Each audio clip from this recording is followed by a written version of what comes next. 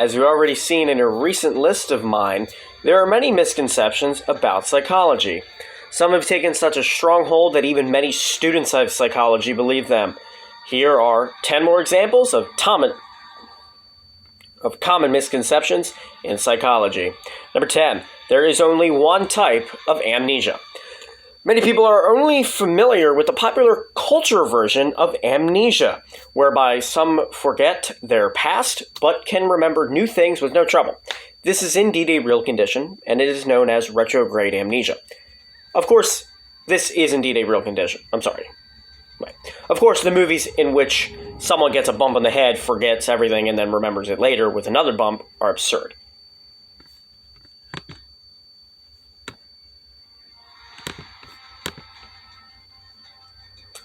There is also a second form of amnesia most people haven't heard of called anti-retrograde amnesia.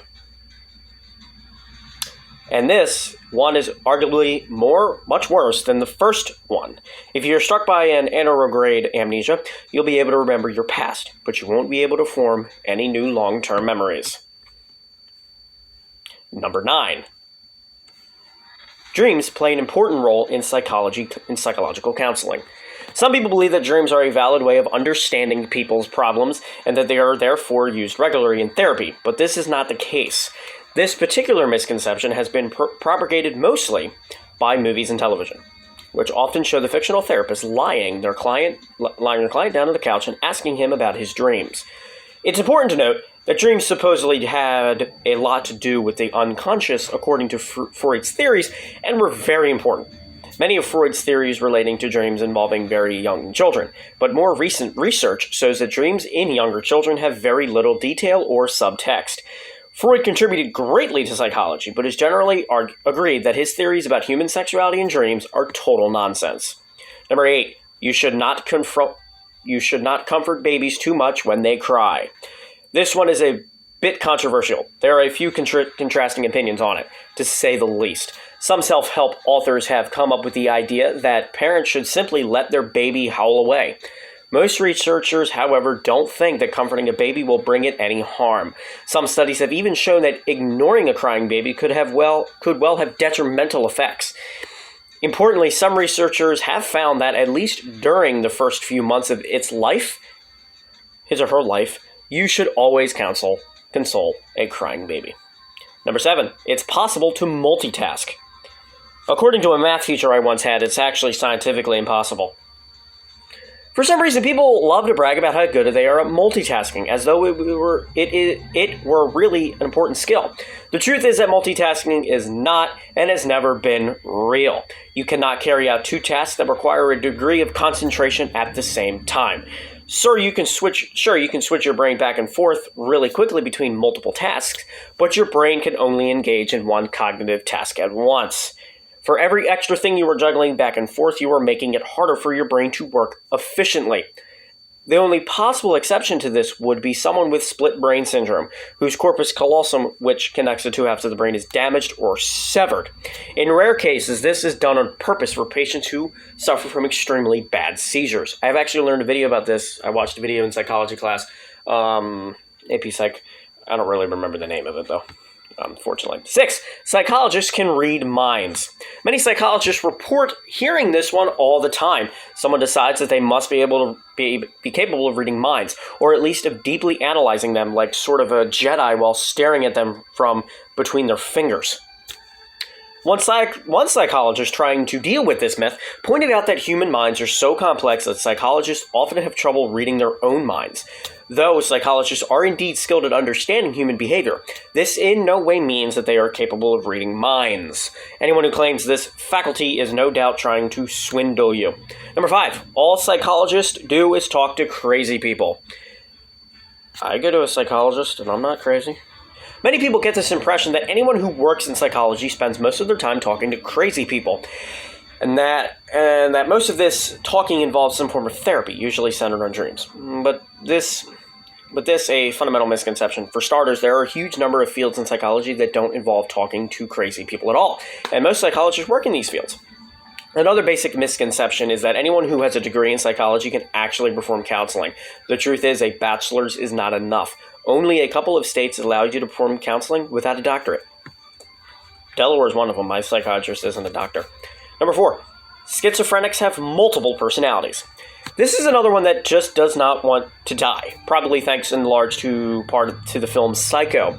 People hear about schizophrenia and assume that this person hears voices, sees people, and most typically has multiple personalities. As it turns out, not all schizophrenics hear anything. Visual hallucinations are extremely rare, and more importantly, schizophrenics do not have multiple personalities.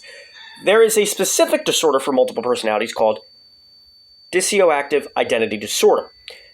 But there is a great controversy surrounding even this. The controversy stems mostly from the fact that a large percentage of the psychological community doesn't believe that multiple personalities are even real. But it is. There's multiple personality disorder. As you can imagine, this has led to some spirited debate over the years. Number 3, boys and girls do not have unique gender characteristics at birth. Oh shit, this is going to cause controversy. I don't care. Some people are convinced that boys and girls only develop their gender attributes because of the social environment in which they were raised.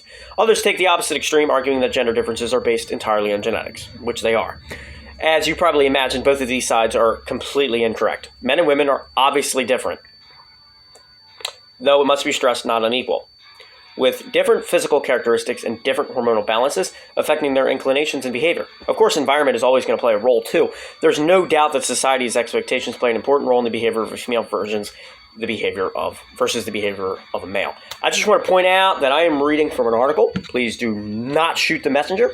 Again, the description will always have the website, which I use, listverse.com. Check them out. They're pretty good. I like them. I've been using them for years now. Number 2, overstimulating a baby will make it more intelligent. For a while, people believed that extra stimulation would cause babies to grow up smarter. Products like Little Einstein were all the rage. I love that show. Unfortunately, after testing by scientists, it was discovered that not only were the Little Einstein videos not making children smarter, they may actually have been doing the exact opposite. Researchers found that the vocabulary development of children who had not seen the videos was better than that the children who had. Some child psychologists insist that the best way to help a baby develop an intelligent mind is via one-on-one contact with parents as opposed to television. That is one thing that pisses my aunt off so freaking much, is going around in the world and seeing parents not even interacting with their children at the store, and they're literally looking at a video screen at their phone, and that angers me too, and it upsets me. I'm getting emotional right now.